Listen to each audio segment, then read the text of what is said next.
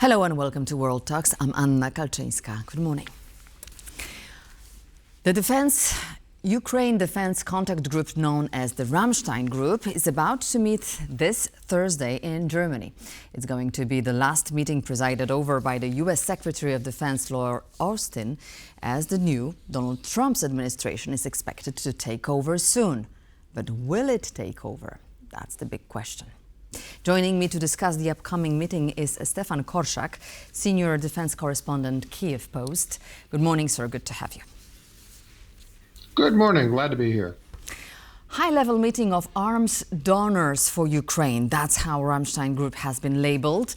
What decisions can we expect? What decisions are foreseeable at this point of the war? I think that the main topic of discussion is going to be how to, in official terms, ensure continuity, and how, in more street-level terms, how to Trump-proof assistance to Ukraine in the future.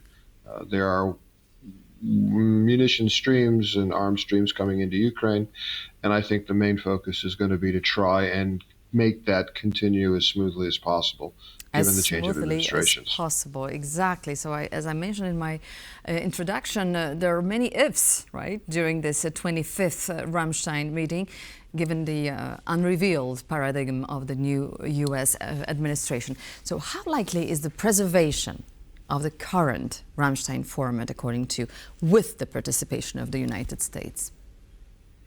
There seems to be a general consensus that it's going to change. The question is, to what degree? Personally, I don't think that the Trump administration itself knows exactly what they want to do with Ukraine and the level of assistance, and they see that as a tool with which they would negotiate. So when you get to arms and munition supplies to Ukraine, it's a very big question mark. Rationally, what they would be doing is discussing details of, all right, if this particular munitions category, for instance, from the United States were lost, how might that be compensated for? Anti-aircraft missiles would be a category like that. There would be other categories as well. More than half of all financial costs incurred over the more than 2.5 years of the format's operations have been provided by the United States. So from what we see, the American military, political, financial and diplomatic involvement was crucial to the effectiveness of this format. So how now this help can be further coordinated without the United States? Well, the short answer is with difficulty. That the stream that the Americans have provided has been substantial and extremely important. That being said, right now the statistics that I see show that Europe, written large, is providing something like 25% more of that Ukraine is receiving. This is all types, not just arms, as compared to America. And by some measures, that vector is expanding. That is, already the Americans are not the primary source of support to Ukraine. So that is something that is a reality now. Also, the Ukrainians, the world actually experienced a cutoff of American aid for about 5 months in the first half of this year, effectively. And the Ukrainians, with their partners, adapted.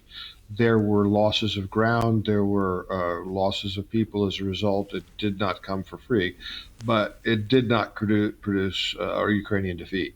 So they'll be going into this with that experience in the background. All right, and let's discuss the other scenario. Without the US engagement, which countries could assume the responsibility for maintaining the platform and coordinating the international assistance to Ukraine? That's an excellent question. There are several pieces to it. If you're talking about coordination and organization, my sources and the general consensus is that a lot of the on-the-ground coordination between the Ukrainian military and the associated NATO militaries is already being done not by the Americans, but by primarily the British, but more widely written NATO. And they apparently have a fairly sizable staffing contingent on the ground here in Ukraine now.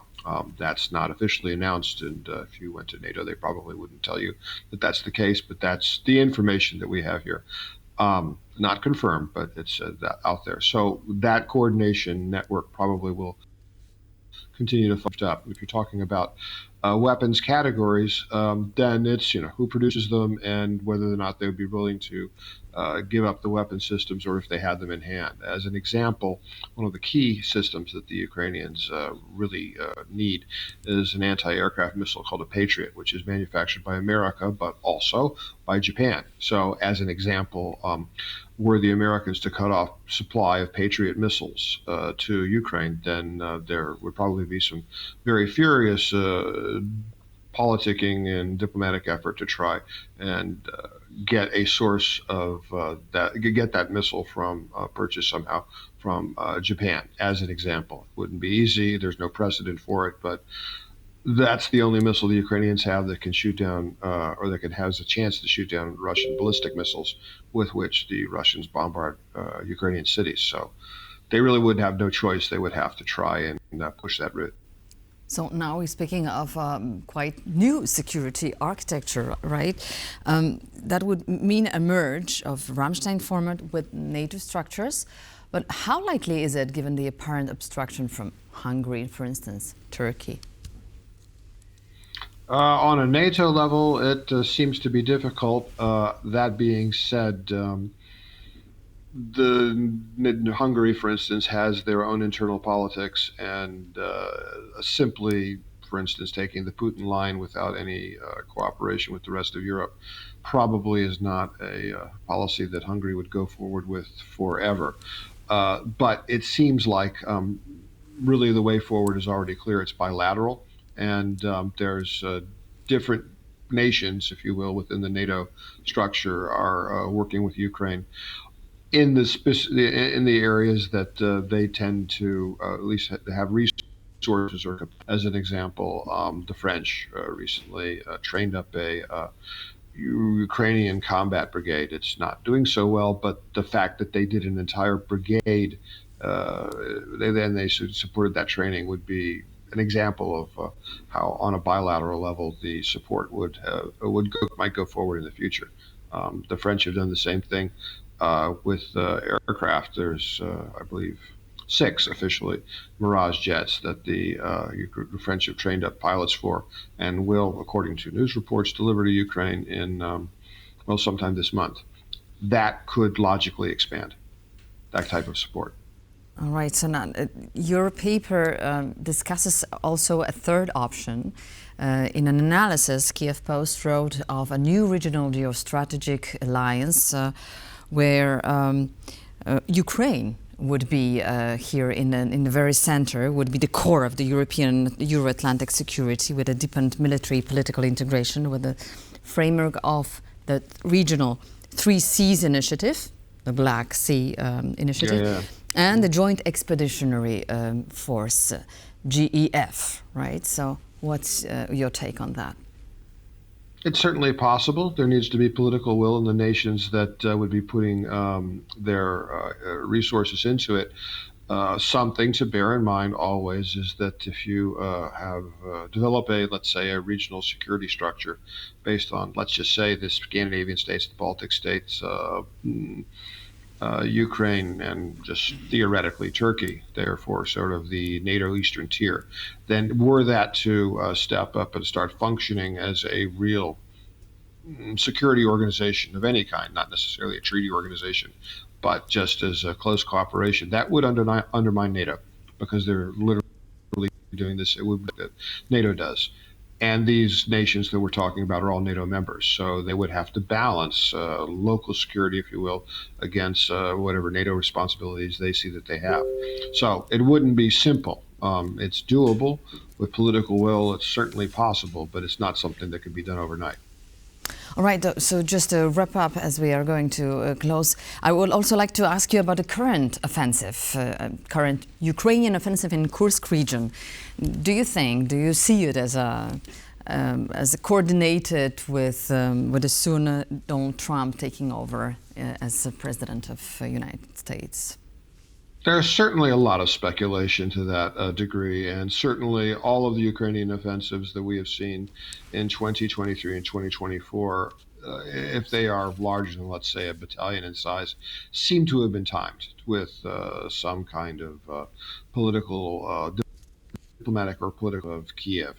There are tactical reasons and operational reasons for the Ukrainians to have made the push that they did in any case. So it's not just PR, but the Ukrainians don't seem to make big moves without closely considering how it's going to play out abroad. And with the Trump administration coming in and negotiations directly even with Russia expected, then this is a way for the Ukrainians to get at least some leverage. So I personally doubt that wasn't considered. All right, thank you very much. Stefan Korshak, Senior Defense Correspondent for Kiev Post, was our guest. Thank you for those comments, sir. Just a reminder that the previous meeting, scheduled for October, was cancelled after US President Joe Biden scrapped his visit to Germany due to the impending landfall of Hurricane Milton in Florida. Let's hope nothing impedes this meeting on Thursday. Thank you very much for watching this episode of World Talks. Coming up next are the news. Please stay tuned to TVP World.